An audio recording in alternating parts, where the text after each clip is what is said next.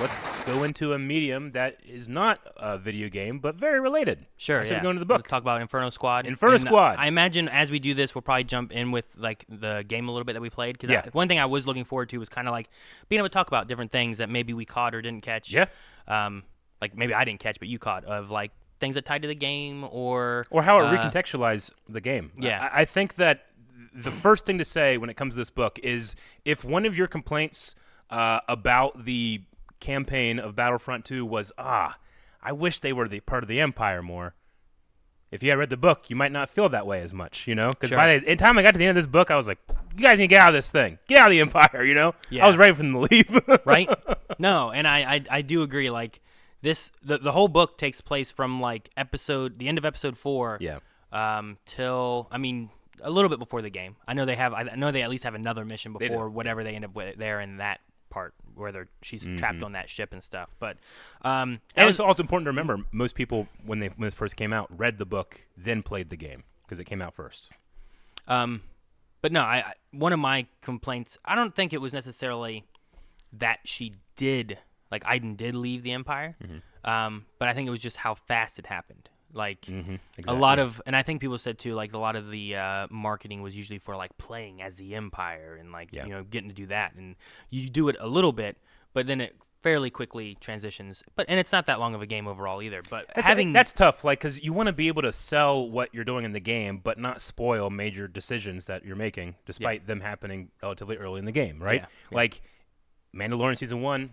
First episode hit so hard because none of us had any idea that was going to happen. Yeah. But that's like one of the biggest things, and your marketing would take a hit, you know? So you could use it to try to market more, but I love not spoiling it too. So, but no, this book, I think it definitely gives a lot more Imperial time for our protagonist and her squad, and I think it makes it more understandable of where she is to where she is in the game, and being like, I understand why she's transitioning into not wanting to be a part of the Empire anymore. 100%. They're like, I feel like it kind of like, it's not necessarily, how am I going to say this? It's not necessarily fair of me to be like, I added what I learned from this book to this game, which made the game story better for me.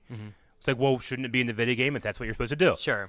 But I also I don't care about that too much. So now I'm just enjoying the story of the game way more in my head. You know? It's the same with like episode 3 and episode 2.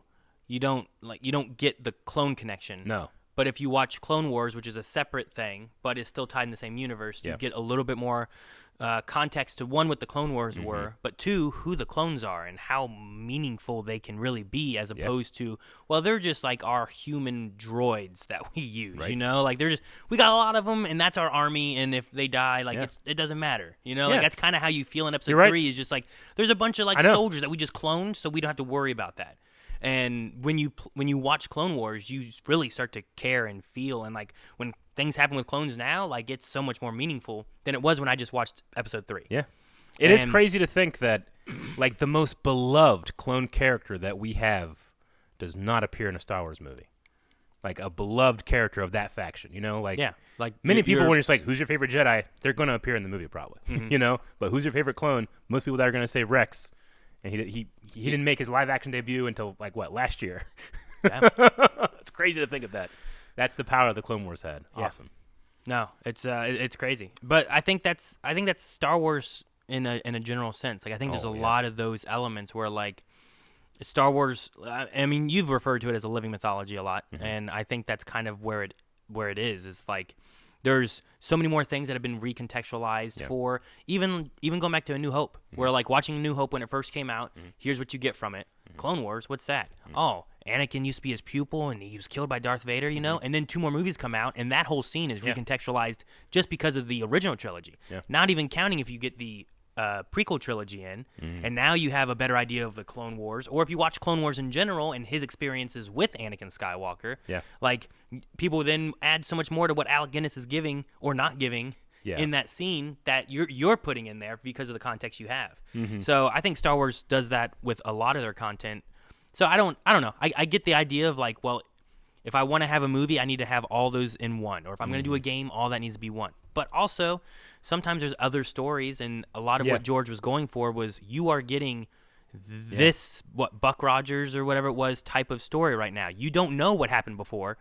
And you might not know what happens after because you might miss that episode. Yeah. But this is the story you're getting. Yeah. And then at some point you can catch, oh man, there's here's the rerun. I can watch the episode that came before, and I missed that. So I think having those makes it feel more like that as well. I think so. And maybe people don't necessarily think about that sometimes, or they're worried that we won't get context. Because that's one of the things too. Is like I want more context on what is Darth Maul and Kira, like what are they gonna do? And I don't know when I get that, but I'm hoping I get that at some point. Yeah, I understand what you mean. There's kind of you heard of the what do they call it? The Glup Shido meme.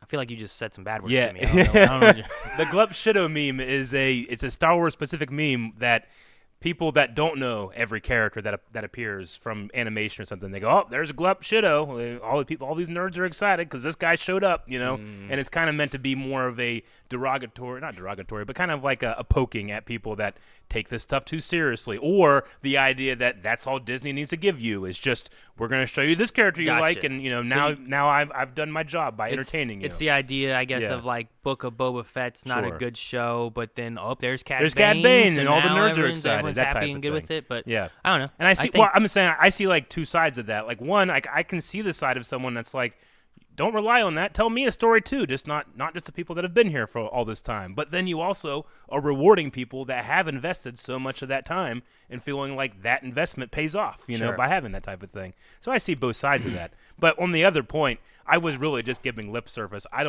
do not at all think that, I will say I think that it needs to be in one thing. I think this book has one of those kind of moments too, where there's something that's going on, but I think the author did a pretty good job too of like, if you know, it's a really cool thing that you can connect into, and if you don't know, it's given in a way where it's not like, well, I don't understand what's going on. Sure. And I think like the way you have Cad Bane in Book of Boba is he's brought in as a person that is threatening and like, okay, well, here's an antagonist of some way, and you understand all that. But if you know who he is before, you're excited because you're like, oh my gosh, I get to see him in live action. Two, I didn't know what happened to him. Like I love to see like what's the continuation of some of these characters. But also at the same time, I want to add new characters and do new things too. So I understand both of those, but I love to see when the new gets intertwined with some of the old, Me too. Like if you have Kay in Outlaws and Book of Boba takes place after episode 6, could Cad Bane show up? And like you're excited Cad Bane showed up for this little segment here, but it's Kay's story that you're journeying through, and you're getting all this new, but you get a little bit of like, oh, I know this, and this is really cool. Like those kind of moments are a really neat thing to have. Yeah. So, for the future, if you're watching this later and we just like shut off, like we are having a really bad thunderstorm right now. So, if things shut off, that's what happened. Sorry. Yep. But getting back to the book, dude, I did not expect her to be a survivor of the Death Star. Right? Did you? No. I did not think we were gonna like. Not at all. I did enjoy one of the only survivors. Yeah. There's like two of them. Yeah, I know of two now. Iden Versio was there when Luke Skywalker did his thing. Yeah. We might have seen her ship at some point. I do enjoy excuse me. I do enjoy the first chapter covering like that element, talking about like here's what really happened on Jeddah, but here's what we told everybody, and the only people that know the truth are the people who have been stationed on the Death Star. And like just having elements like that. And also like the thing of Alderaan. Like there's a little bit of talk about that and stuff too that she has, and I enjoyed a lot of that. But then her getting out and like we gotta go stop these little ships trying to attack our battle station, but like you're getting the Imperial viewpoint of like, why are we worried about this? Why is Darth Vader coming out to deal with this? Yeah. Like something seems like they're not telling us something, but I don't know what it is. People over her are like, don't worry about it. Do what you're supposed to do. Yeah. Which is very not rebellion. Yeah. It's not rebel way of doing things. But and then that's also I think around the part too that we were talking about earlier with games, the Empire strengths versus weaknesses, and like is it just numbers and stuff, and like they talk about, I think it's in this part. I don't somewhere in here I remember them talking about Iden being like having the mindset of like we don't have shields. Yeah. You have to kill the enemy first. Yeah. Like that's the Empire mindset of like, one, we're all interchangeable. It's like this TIE fighter It won't be my TIE fighter. I'll get a new TIE fighter. Yeah. But if I die and the TIE fighter's still good, they'll just put a new pilot into my TIE fighter, Sure. right? Yeah. So, like, all those elements that the Rebels don't do, too. Like, you get to see the Imperial way, but it doesn't seem to necessarily bother her. Well, no, because yet. what the I think the book does in a fantastic way is the things that you can criticize Inferno Squad about, you can criticize the Partisans, like the other group. Mm-hmm. You know, they're both at fault. If we had Inferno Squad infiltrating like Mon Mothma rebels, you know, Sure. it'd be very different. Yeah. But here, like, because these partisans, or I should say the Dreamers, are leftover Saul Guerrera militants, like, Yeah. it does work for me. There's a couple times where I'm still like, how do you not see that that's fascism? You know, that type of thing. But, you know, there's really only one thing about the whole book that not bugs me, that I'm just kind of like, how does this work? Because as the story goes on, you know, we have Inferno Squad is made in response to the Death Star, right? Yeah. Like, that's why it's put together, the best of the best. We get our 4 members. Yes, which was shocking to me and probably to nobody reading it for the first time. No. And it shocked them later, but I kept waiting for the axe to fall. Well, so this was what I was saying earlier when I was like, when we played Battlefront 2, I was like, oh, there's only 3 in this. Yeah. And then I was like, well, dang, that means that we're going to lose Sin at some point. Yeah. And then, like, we finished that, and this past week, like, I finished the book. Yeah. And going through it, I was just like, oh, yeah, and I wasn't even thinking about it. And then it got to a part in the chapter where I'm like, oh, no. Yeah. She can't be in later. Why, I did you forgot. think that she was going to get transferred? I think I got so much into the book and stuff at the point that I just kind of forgot that was a thing. Yeah. And then it got to a part where I remembered, I guess, and rediscovered, like, oh, yeah, she can't be in the game, so what happens to her here? Mm-hmm. Yep. And I was like, oh, man. This book did a lot of things for me.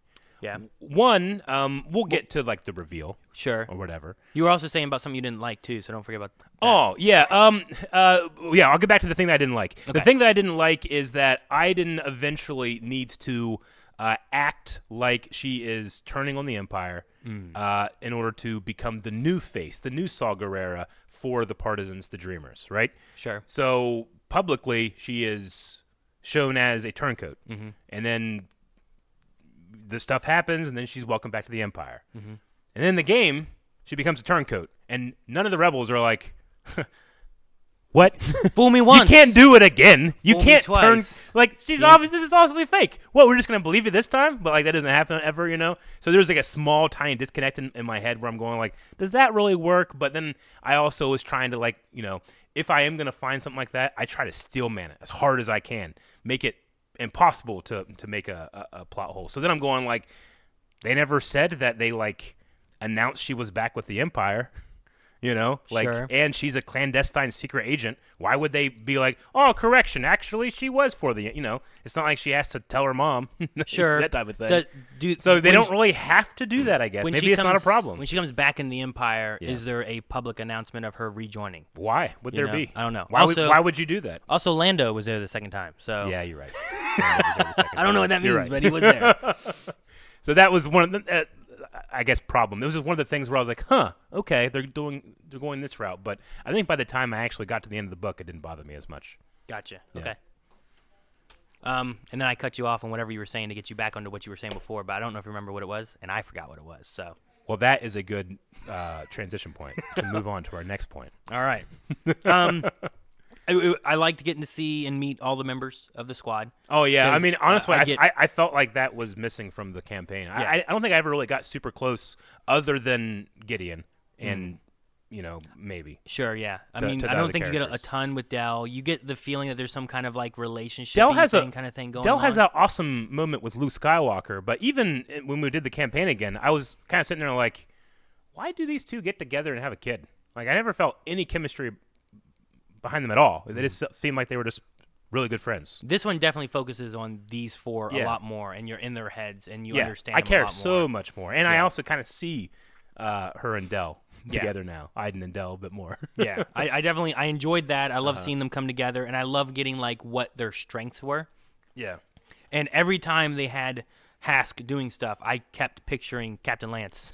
Like, it just was in my head. Yeah. Also, it was really cool in the audiobook to have Iden I'm not going to try to say her name because I know I'll destroy it. But the actor who plays Iden Versio in the game was the reader of the book. I loved it.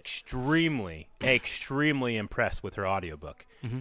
Don't get me wrong. I love when we get when we get actors that played these roles to do the audiobook.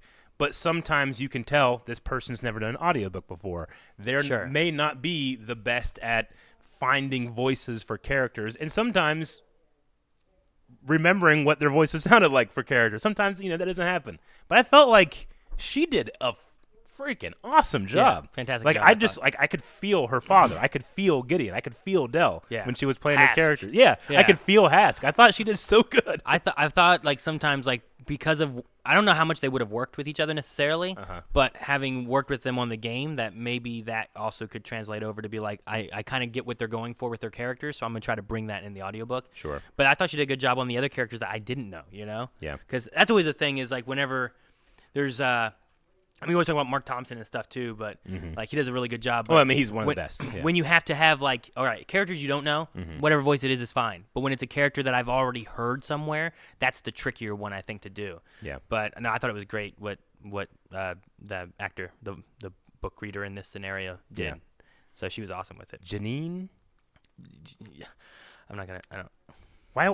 I want to say Gaffigan. I know that's not right. That's Jim Gaffigan. It's not Jim Gaffigan. Ganikar. We met her at the first Star Wars celebration we went to. Remember that? Yes. Before we knew there was a Battlefront 2. Yeah, that's right. She was on the floor at Star Wars Celebration, and it was one of those things more so of like, aren't you in the league? We recognized her, from the league. And I was like, I know this actress. She's like, it was like, you like Star Wars. You're just hanging out with Celebration. I was like, yeah. Just here for that. Yeah. And then it was later that day that they brought her out on a stage and was like, our voice for Iden Versio. Oh, I completely forgot about that story. That's so cool. Yeah, she was really, really gracious with being on the floor there. Yeah. Now that I know the full context. That was probably really fun for her. What did you think about Garrick, I believe, right, is his first name? Her dad, Versio? I think it's Garrick. Oh, yeah, Versio. What do you think of him? Because in this one here, we get a few other moments with him, one of which is also him having thought his daughter being dead and now is not dead. Mm-hmm. In some of those moments, I was kind of like, all right, so it feels like he's trying to balance, like, I'm an Imperial and I got to do this, but also I've been worried about my daughter and missing her and stuff too. But then, like, playing Battlefront 2, because I went through that first, then we play Battlefront 2, and then we get to, like, the, Varsio? What's the planet? Their home planet. Vardos. Why? We get to that. You asked me 2 seconds ago, I would have gotten you, but now that you're flailing, I feel like I need to flail too. I think it's Vardos. Yeah. We get to the Vardos thing in the game, which is the home planet. And I don't know if I got that from the game that it's their home planet. Oh yeah, they did say it in the game. But in the book, like they talk about like that's where they're from and that's where the mom lives and all that kind of stuff. But we get to like that moment. And I'm like, screw this guy. I hate him so much. I understand why. She's like, disown this father. And then you get to the end of the game, and she's like, you're stronger than me. I will stay here. You go do something better. And I'm like, I guess, but you could have just not done the bad things you did. And I get you. I hate why you did that. Yeah, but I mean, coloring the relationship more here. I mean, I think it enhances those scenes for me. And I don't want to skip to the end of the book, but the end of the book moment with those two, I thought it kind of moved me. With the dad? Yeah. Okay. When he talks about the mother. Sure, yeah. Okay. And I want to give special shout out to the book because I don't think I've ever been more invested in a team that I have no desire to see succeed. I get what you mean. Sure. I think also no desire to like have them be like, oh yeah, I hope they screw these rebels over. I think also like you said, having the Partisans be the antagonists of the story works really well with that. But also, I feel like 3 of them are pretty decent people. Yeah. You know what I mean? Whereas like I feel like Hask is an Imperial. Like he is, even just personality wise, he has like a huge ego. And views himself as being like I need to be important and I need to do this and this. He didn't just drink the Kool-Aid; he was raised in the Kool-Aid. Yeah. Even though Iden is a better pilot than him. Yes, like that's one of the things stated. And in that's there. always in his head. Yeah, always.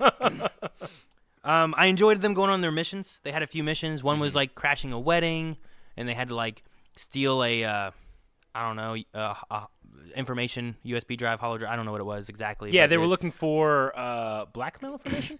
Yeah, I think so. Yeah. For the father of the bride, I think is what it was and Yep. stuff. But stealing the blackmail. Yeah, that was kind of a classic like spy first like mission scene, right? Yeah, Is what it kind of felt like. So I thought that was a fun way of, and it highlighted a little bit of like, well, here's what Dell's good at, and here's what Sin can do. Sin has an idyllic memory. Is that right? Eidetic. It's ironic we can't remember.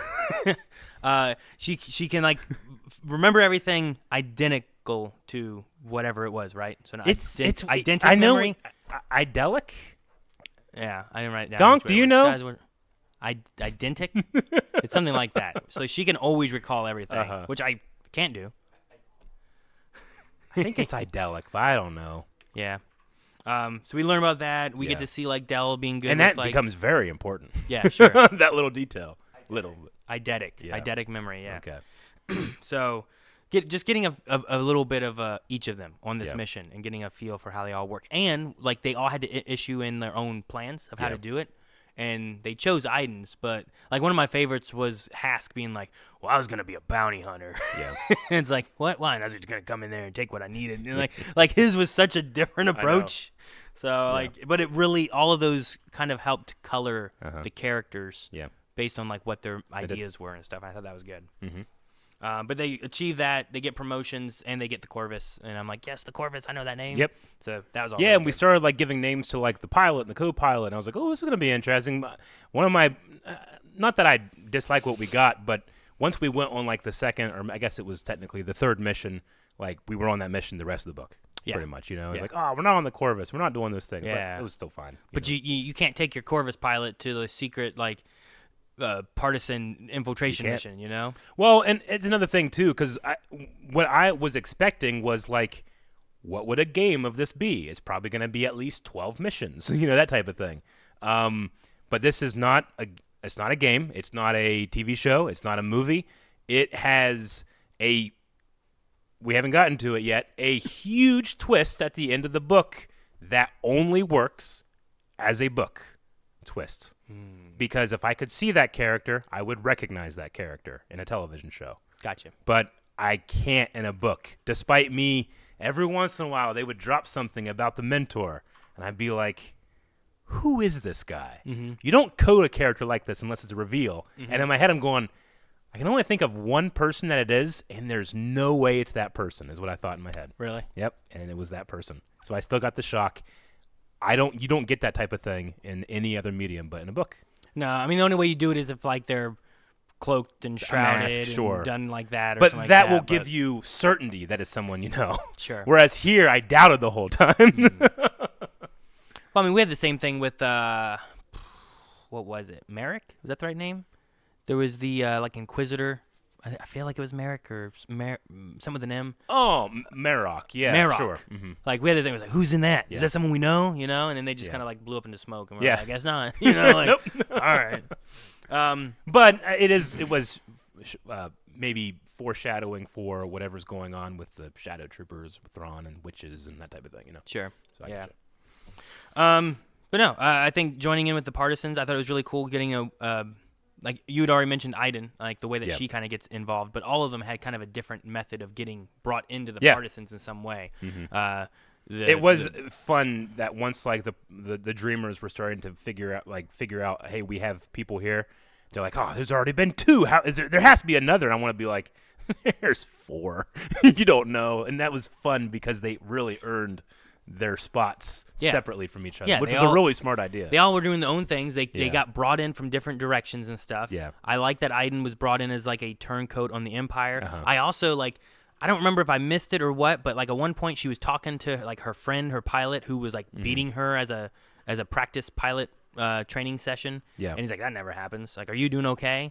And she was kind of talking about being like shook from the Death Star, and then started going through like, man, Alderaan. Like, I understand destroying the Yavin base and like all the rebels that are causing problems, but Alderaan was just a peaceful planet, and we destroyed all of it, And like that's like and I was like, man, I believed her. I still do. I was like, I can't, because her father told her the best way to lie is to tell the truth. Sure, and that's a reoccurring theme through a lot of it, right? Is like, it's not like to tell the truth, but having as much truth in there makes the lie more believable. I mean, the best thing about Iden Versio is the contradiction of her, right? Like, she is respectful to people. Like, she actually cares for the people that she thinks like are worthy of that. Mm-hmm. It's just that she's been programmed to not consider that with these people. Sure. So whenever her dad is like, if you want to be a successful liar, you need to marry it in truth. What's the first thing that she does? She says stuff where you're like, I really believe her. Like, yeah. Shouldn't that mean that that's something that she actually feels? I mean, that's very possible. And and if so, I like that kind of pairs well with the game. Because if you have her talking about, like, sure, they weren't, like, with us. Yeah. But, like, they weren't aggressors. They were the peaceful, like, planet. Yeah. But then you come to Vardos where it's like, this is a loyal Imperial planet. Yeah. And we're doing Operation Cinder to this. Yeah. And, like, I understand then, like, if she was already upset there, this is going to make her even more upset because these are our people. This is our home planet. This is where we're from, and we know everyone here is good. You know? And that works so well, especially with the contradiction of that she experiences, like, in this book itself, because she starts the book and her father says, like, children might die, but they're rebel children. Like, that's not that sad when you think about it. And she kind of has to be like, that's weird, but I accept. And then the exact same thing is said about Imperial children later in the book, and she has to be like, "Oh yeah, that didn't work. That means the first time didn't make sense, and I was right." And it just creates those little moments of doubt where she eventually will break down and just say, "I hate my father," And like that's the one time in the book that I know for certain she is just telling someone the truth. Yeah, for sure. Yeah. I told you before, I have a lot of space where I like kind of forget some of the stuff specifically because I didn't take my notes on it. Mm-hmm. But them being in the Partisans, I loved the Hask flight. Like he takes, I think it's Staven, and like they get in a ship and he gives him access. Which did you remember Staven from Rebel Rising? No, I don't think I did. Yeah, I didn't until I saw. I was looking on either Wikipedia or something like behind the scenes of this book, to see if there's any extra information. I'm like, oh yeah. I remember the name. I don't remember him very much, but he was in Rebel Rising, so we have seen him before. That was the Jyn. Was that the Jyn Erso book? Yeah. Right. Yeah. Which she's invoked a couple times in this, as well as like Saul Guerrero's like. What would they say? Like, he had like an adopted daughter or something. They mentioned her a couple times. Just not by name. Not by name. Yeah. Yeah, that makes sense. But yeah, Staven I think was who Hask had, and like he was like one of the kind of leads of a lot of this the Dreamers, like this last group of Partisans that weren't like on Jeddah and weren't with Saw, and they're kind of doing their whatever they're doing to fight the Empire. But Hask was like trying to gain his trust and took him on a I don't know, asteroid flying course is how I pictured it. And, like, he was talking about how good it was and how excited the guy was that he was looking at. I love how you're talking about, like, I've seen his true face now. Like, he's not hiding anything. He's just like, this was great. And he's like, he's going to remember this as long as he doesn't fly with Iden. Like, that was, like, his worry. He's like, once he flies with her, he's going to know that I'm not as good as her. Yeah. And I was like, oh, man, okay. Which pairs well with, like, the like, not the final fight, I guess, you have with him, but the one on Jakku. When you have to like fly and fight against him there, because like you got to beat him, so it's like it's already planted in this book that Iden is naturally better already. So, they did mention in this that stormtrooper armor is designed to dissipate energy. Yep, I wrote that down, thinking of isn't it supposed to kill you when you get shot? I was thinking of the Stormtrooper fan film. The injured Stormtrooper. Yeah, Brian Finifer, I think. I think so. Yeah, where it's like I thought this stuff was supposed to kill you if you got shot. And I thought of that and it made me laugh. But I was like, dissipate energy, interesting. But in that same scene, like she's thinking about that, and I believe she has to kill all those Stormtroopers in that moment. And I was like, oh man. Yeah. It's like it's definitely one of those things where like she's going deep, and her dad told her like you will have to do things against the Empire to gain their trust. So. I think that moments like that really work when you put them in context of characters like Cassian Andor. Like the first thing we meet Cassian in Rogue One, and he kills Tevek. He shoots him in the back. Yeah. As he hugs him. Yeah. And you're like, oh my gosh, like this guy is like, no, he's a soldier. He will do these things, and maybe you shouldn't trust him. I love that we can do that for both those characters now. Yeah. Yeah. And then there was Sin's date. Like there was a guy that she was getting to know, right? Like she was having to be a love interest. She was, I think she was brought in as like a slave. or had been a slave. One of the two. Sin. No, they did like cosmetic surgery to. Well, make yeah, they did that too. They were trying, which I like that they kind of talk about that too, because like she knew and like, the other guys didn't realize what it was, and it's like, well, we can get your body back as close as we can afterwards, kind of thing. And I was like, oh, dang, okay. Yeah. Sin is. I think Sin's my favorite character in this. Sure. Yeah. She had like her moment at the end. Because I feel like you get this a lot where it's like, no, you don't understand. It's like, I do understand. No, you don't. And like, you're always kind of like, you don't own grief, you know? Like, I want to be like, I can at least like empathize with you. But when she's like, you don't understand, I will never forget this. Well, sure, yeah. I want to get to that in a minute. Yeah. Like, I don't want to be there yet. I want to talk about the date and the guy first too, because that guy there is like a big part of that too. Yeah. And also during this scene is the same time you were talking about the mentor. So the mentor was someone else in the Dreamers, right? Yeah. That was talking about I don't know, I guess he was kind of there as like help and consulting and trying to move the Dreamers along with stuff, especially after Saul's death, right? Yeah. But during their date is when I was like, I think I know who the mentor was. Gotcha. Okay. And I don't know if that's when you were thinking about it too, but they were talking about the first time they bring up Steela, I was like, oh, gotcha. So during their date, they say about like the mentor and like some things about what I don't know. I think like he knew Saw and he used to be there with Steela and he was there for her death, or I don't know if he said he was there for her death, but he was there for Steela and with Saw afterwards and stuff too. And they mentioned about a goddaughter that joined Saw, and I didn't know if that was supposed to be for Jin, and I was like, I don't know how that works for that, so I don't know who the goddaughter thing was. But it was around that time I'm like, knew Steela, and I'm like, if it's supposed to be someone we knew, I only know Steela from a little bit. Yeah. Like, I don't know Steela a whole lot. So that's when I started being like, I think I know who this person could be. And then my first name I came up with was the wrong name. And I was like, no. Shoot, is his name Corvus? Is that right? Who's the one for Padme? Oh, yeah. That was the first name that popped in my head. I'm like, no. That was a Padme name? story. The senator guy, yeah. I want to say it's Corvus or Can't be Corvus. That's the name of the I show. know, but that's what stuck in my head. But I thought of him first. I'm like, no, that was Banking Clan guy. Yeah, that was the Padme Clovis. story. Clovis, that's Clovis. it. Too close to Corvus. Yeah. So I was thinking of him originally, and I was like, no, that's not right. And I was like, and I'm like, I have the guy, and I'm like, I gotta think of his name. So I just had the guy in my head for a minute, and I couldn't think of who he was there. But that was the scene where I'm like, I think I know who this guy is. Yeah. Were you doing what you do like in Cobra Kai? You're like, no, I'm not going to say it's him until they reveal it. I mean, or I had my assumption for it, or did you but I didn't write down. You didn't write it down. I know it now. Okay, gotcha. You know, because I was still like, I did like, and that was one of the things I liked about the book too, that I said they implemented little bits of story about who this person was that was good for the book. Yeah. But also, like, if you kind of had some ideas of other elements of Star Wars that you've watched or whatnot, you might get more out of that than someone else who's like learning about who this person was. Yeah. And I thought that was kind of cool. That was cool. But no, if we want to talk about Sin, like, getting into that, because like it's so rare that I feel like we need to go through that whole bit though. Cause I understand. I get that was one of the. I feel like that part of the book was a lot. I just wanted to make sure that because once I remember that hey, this is something I wanted to talk about, I just wanted to say it because I don't want to forget it. But it's so easy for me to get emotional at like a visual medium or something that I can hear or see, that type of thing. Whereas reading a book, there's like a few times I get like really emotional. I get that. But Sin made me really emotional in that time. I'm not really sure exactly why, but I just it was the best response to "you don't understand" that I've ever heard. It's like, oh no, yeah, I do not understand what that's like. Yeah, because we all understand grief, but we also understand. And now, years later, I'm over it, or it's past, or it doesn't hurt anymore. But that's because I can't picture it anymore. But if someone that can perfectly every day at recall, it's going to be impossible. Sure. To get over that. Yeah.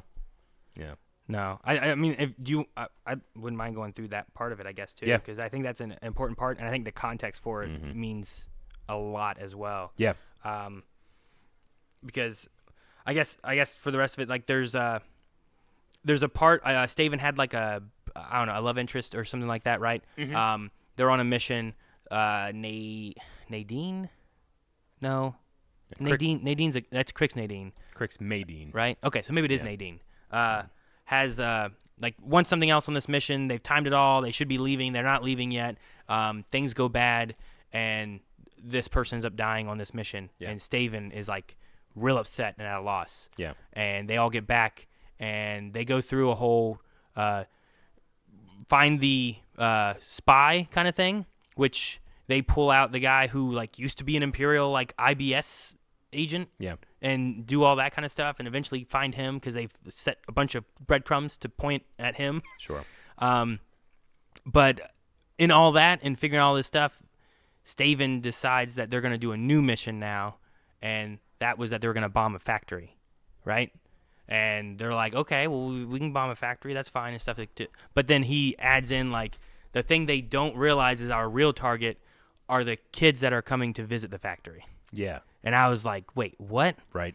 And then that's what this mission is supposed to be. Yeah. And then it felt like it got so heavy. Well, that's when you're like, oh yeah, they're from Saul's group. It felt so much more like and I think that's one of those things where like we talked about like them being partisans. Like this doesn't sound like Luke and Leia would want to do this. Yeah. You know? It doesn't sound like the rebels in Rebels would want to do this. I don't think Luthen would do this. No. And that's how bad it is. Yeah. No. It was a crazy, I don't know. Maybe you would. I don't know. It was a crazy moment. And that was like the mentor then stood up and was like, I can't let you guys do this. Yeah. This is terrible. And like there's an argument over that. But it's not like it's like 10 kids or 20. It's 400 kids that are going to be there. Like it's a whole school. Mm-hmm. You know, it's crazy. Yeah. And I mean, we go on the mission and we follow Sin for it. And Sin's the one that's like she's carrying the device and everything. Yep. And there was a moment where she meets another kid who's just like, hey, how you doing? And like they're playing like these teenagers, her and this other guy who was like her love interest, right? And they look young, so they can get away with it. Yeah. But I guess he also, what was he? Was he like a dog? He's an alien species. they said that like they're considered beautiful by most humans, but they're not human. Gotcha. Yeah. I forget what they called him. I can't remember. It was enough that they'd be noticed, so like he was kind of cowled up and stuff too. But yeah, her going in there and like having interaction with this kid and like talking with them, and not only is it affecting me, it affects her. Yeah. And she changes the timer so that it takes longer rather than the short time frame. And her thought was that pride people in will leave. Characters. Yeah. Yeah. And I was like, good. And that's one of my things too, where I'm like, I feel like not all of Inferno, like Inferno is Imperial. Yeah. But I feel like Iden, Del, and Sin aren't just bad. Sure. I feel like they believe the Empire's right and they're trying to do good things for like the good of the galaxy.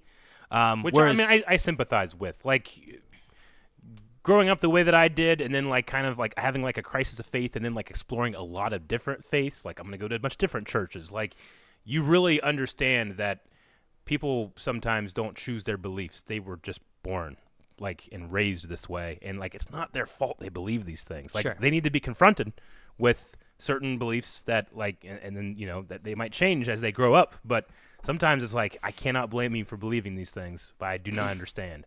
But like there you had a character that like believes in the Empire 100% and being like, but it's wrong.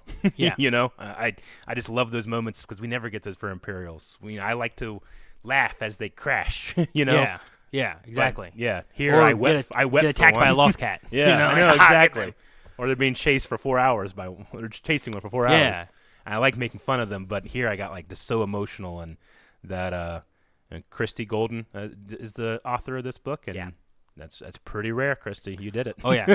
No, I got to that part, and like it was one of those moments where I'm like, I gotta finish this part of this. Yeah. I can't not know what happened. Not continue. This, right? Yep. So like I went through the rest of that part. When a good book is going, man, it's some of the best times. Yeah. I gotta find out what happens next. But no, they do that, and then they go to leave, and the bomb hasn't gone off. So her love interest kind of person, which it's one of those things where even Iden has talked to her, being like, "Are you invested in this person? Sure. And like, do you need any help with anything?" Fake it till you make it like, is a saying because it actually works. Sure, yeah. But it's also like in the scenarios that everyone else is in, they aren't trying to fake a relationship to be able to be into this thing where she was. And we have kind of a moment that is, it's weird because like it's a bittersweet kind of thing because he believes in what they're doing and is doing this for the Partisans and his family and everything.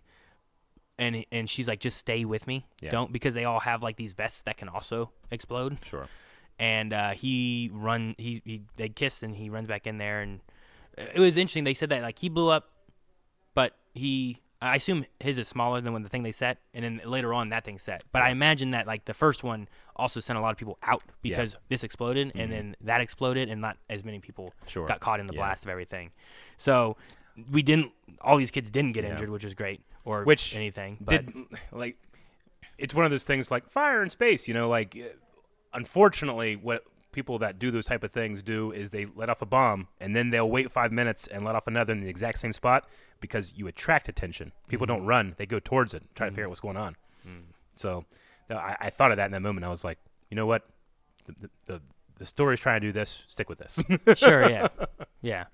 I also picture them as being in maybe different places too, a little bit, because I don't know how big the factory is and how far he got back into it and stuff too. But no, the thing with that, and I think Sin talked about it too, was like I definitely felt like she cared for this person. Yeah. But then there's also a thing of like he was willing to sacrifice his life to go back in there to do this mission that I didn't want to do. And I'm like, that's a good point. It's like, so did you cared for this person, but they were going to do a terrible, terrible thing, and like. It's the power of belief. How like, angry you can reason yourself out of doing bad things, but like belief can make you do terrible things and think you're right. Sure, yeah, yeah. But no, I'm not even talking about that. I'm just talking about like having the love interest aspect of it. Like if I care for this person so much, but then find out like I can't believe they're gone. I can't believe this, and then it's like, but wait, the reason they're gone is because they were sacrificing their life for this. What and it's like, to do. What does that do? What does that do to Sin there? Where she's thinking about that kind of thing too. Was the other side where I'm just like, that's why I'm like, it's bittersweet. Because like I feel like they have a relationship there, but then also because of what he does, like I feel like she gets real torn on like what her feelings are for him now. Definitely, even with him gone. I mean, to the point where the person that never forgets anything forgets like something that blows her cover. You know, the language things, right? Yeah. No, so that part, and this I think adds a little bit more towards what you were talking about, where now her cover has been blown a little bit, but the thing with Aiden that is talking about is like I do like their conversation where she says like with time you'll move past all the terrible things you've done. You'll forget, it'll become cloudier. Sometimes people don't have a memory, they have a memory of the memory, right? Or a memory of telling the story, but you don't really remember what it was that you're saying. You just remember, well, this is what I told before, so this is what happened. Your perception's your reality. Yeah. Yep. But for her and her eidetic memory, like she'll never forget what happened. She'll never forget the explosion, how she cared for this person, like all these kind of things. What he was willing to do. Yeah. What actually, all those moments will be stuck in her mind forever. Yeah. And that is definitely like a gut-wrenching like kind of feeling of like I can never forget this. Yep. Like just imagine, like trying to imagine whatever the terrible things are that you can, and then being like that will be stuck in my memory forever. And anytime I recall that memory, it will just be exactly what I saw. The best part of the book. I think sometimes Star Wars can be guilty of throwing you a wink and being like, remember all this, everybody? We're doing it again. It's like, remember how you feel when you watch Star Wars. But I value when Star Wars makes me feel something I've never felt before. I've never felt that way. So, loved it. Yeah. Wouldn't trade it for anything. No. Really good moment. Yeah. I was not expecting why she wouldn't be in Battlefront 2 to come down to Aiden, right? Did you? Like, I thought it was going to be like they're going to take her, they're going to torture her, they're going to kill her, like something like that. Like kind of what happened to Ison, is that his name? I think there was the Imperial ISB that they caught earlier on, right? Yeah, and they took him and tortured him, and I forget what it was, but it was one of the Ison. It said about like it took 7 hours for Ison to die, but they tortured him for it, and I thought that's what they were going to do to Sin. Yeah. I gotta admit, I completely thought those crystal robot things are gonna come in and save everybody. Oh yeah. Yep. No one's dying. That's what I thought. Do we even talk about that? Yeah. So much of the stuff's happening. So much. And Dell's doing a side quest with Parkwando or Park like something with a P. Yeah, I forget what the name is, but fan. yeah, but like they're going to like this weird underground location or something like that, and finding these like robot guys with like crystal organs. They're like rock mummies. Yeah, and they're trying to figure out what these things are, and I'm like, what are these things? Are these Zepho related? They remind you of those something else. What is this stuff? What is that one tomb that has like 1,000 Chinese like soldiers in it? They're like rock statues. I thought of that. Like Mummy 3. Yes, like Mummy 3 with Jet Li. Yeah. The Dragon Emperor. But yeah, I kind of thought it was something like that, and they were like, well, maybe this is like the actual species that used to be here. Maybe they're like mummified and inside of it. Then they cracked them open. I'm like, okay, I don't know what they are. But the idea that they're like ancient caretaker droids for the dead is so metal. Sure. And it was such a beautiful, haunting thing, man. I did not expect that to happen. So we have the death of Sin and the death of a few people, I guess, over time, and the bodies just kind of disappear, right? Yeah, the Terracotta Warriors is Terracotta, from the first Quinn Emperor. Yeah. That's what it reminded me of. Jet Li. Jet Li.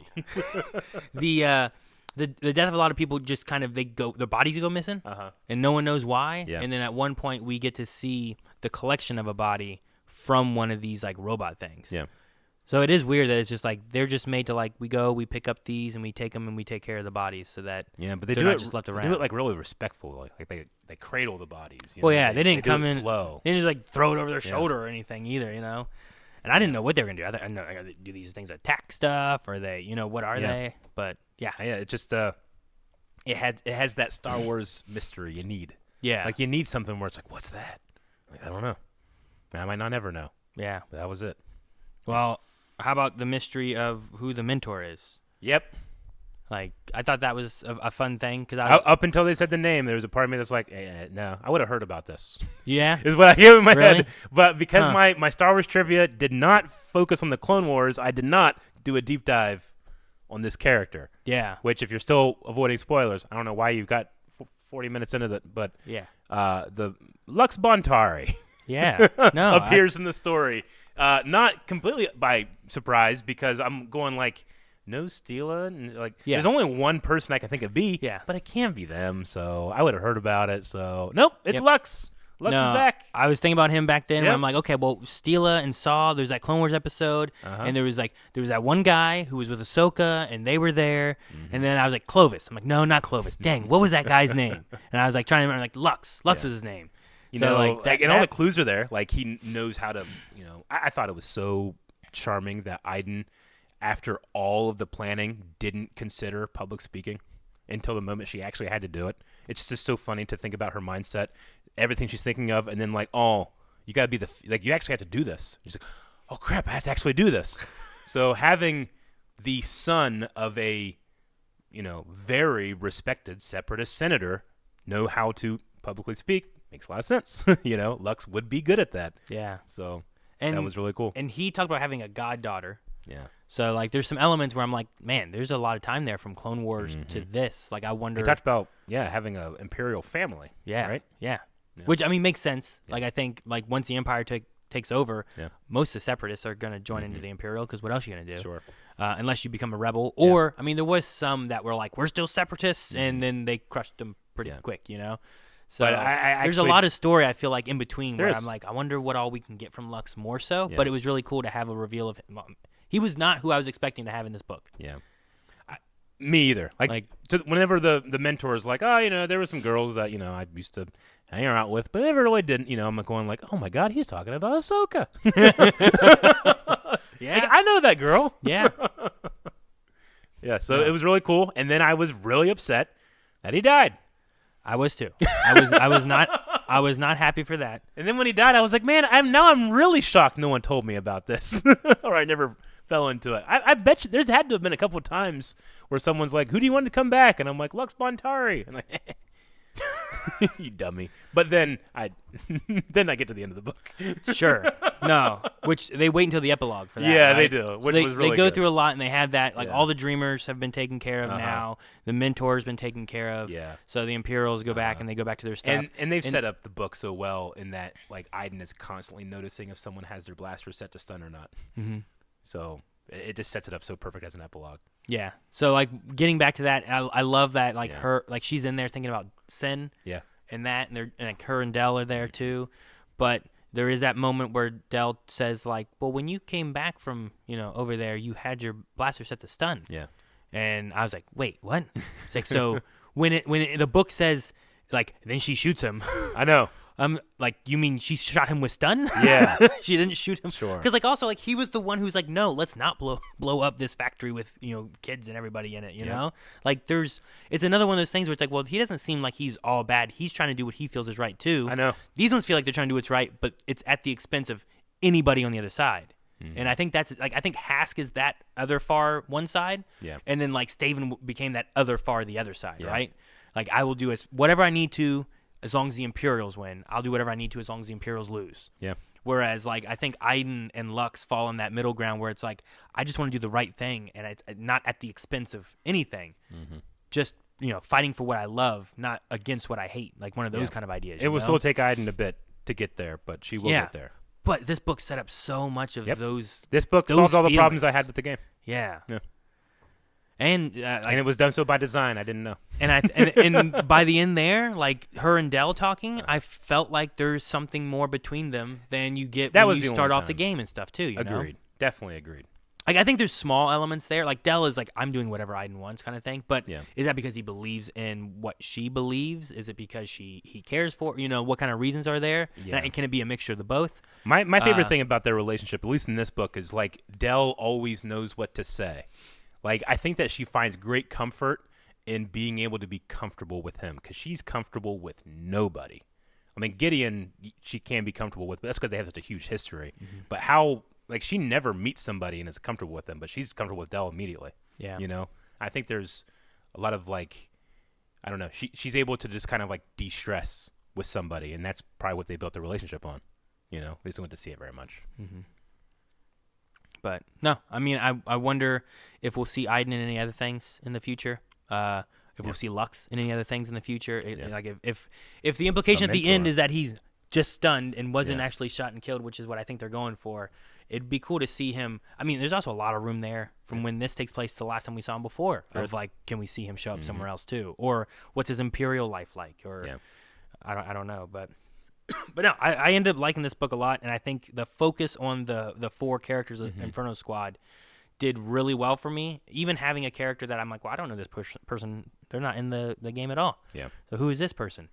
I cared about them a lot. I liked them a lot, and felt for them probably the most in the book at a certain point than I did for anyone else in the book. Yeah. So it was definitely good, and ties into the game I think really well. I was waiting to see if it like butted right up to like she's caught on a rebel vessel at the beginning of Battlefront 2.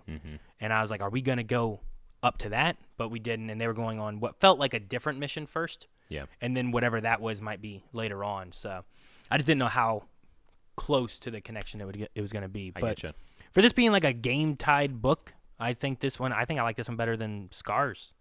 Jedi. Oh yeah, like I think this one did a lot better. On I think it's comparable to Twilight Company, the other Battlefront book that we did. Sure, which was also fairly. I did enjoy it more than that. It was fairly focused on like the individuals. Yeah.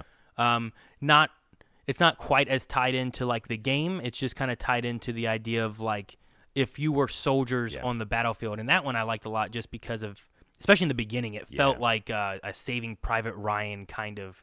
It felt more Battlefront than this did. Yeah. This one was more Inferno Squad than Battlefront. Yeah. Which was I like they have both different feels, but I like the character focus on both. I think. Yeah. Agreed. A lot. Yep. So. Anyway. All right. It's a great one. Yeah, it was really good. I guess at this point too, we have another book that we're going to be covering for the next month. For next Badonkagonk. Where could we possibly go that could live up to a Battlefront 2 companion book? Well, can't think of anything. Is it like a KOTOR book, or what do you mean? Yeah. Like another game book? No. You gonna keep dragging it on? Yeah. Okay. Gonk, do something. Tell him to stop this. The next book is gonna be we're gonna be jumping into Thrawn Ascendancy. It's going to be book 1, Chaos Rising. Chaos Rising. I love the Thrawn trilogy that we got, but I need more. And apparently, the only thing we know about this one is it's a prequel to the original trilogy. Sure. Original trilogy. I can't say that in Star Wars context. To that other trilogy. This will take place before that. So we'll go back even further and learn about Thrawn. Yeah, because it's also not the prequel. It's also not a prequel to the original Thrawn trilogy either, because the original Thrawn trilogy was Legends. You're right. So it's so complicated. But Yes. yeah, we're going to be going back a little bit more, so this is going to be... I'm excited for it. Me too. I'm excited for more Thrawn. Mm-hmm. The last Thrawn books were really good. They're amazing. So I loved how, like, integrated in the animated shows they were. Yeah. The only thing I'm not going to like is that we're not going to have, because it's being prequel to that, is we're not going to have dang, never mind. I forgot his name, so... Vanko. Yeah, that's not right. Eli Vanko. Our favorite Imperial. I know. You're right. I didn't think about that. Damn, I don't want to read it now. Because I liked him. I liked him a lot in the first book, and then we got less of him as it kept going, you know? And I was like, oh, man. And now this prequel one, we're not going to get him either. But I have since learned in Ahsoka, they casted to play, what's his name? Ezekiel? The one stormtrooper that's with Thrawn that has, like, the gladiator face. Enoch. Yeah. He's played by the dude that plays Amos in The Expanse. Yeah. And apparently when he got casted, everybody's like, it's Eli Vanko! Because why else would you... I was like...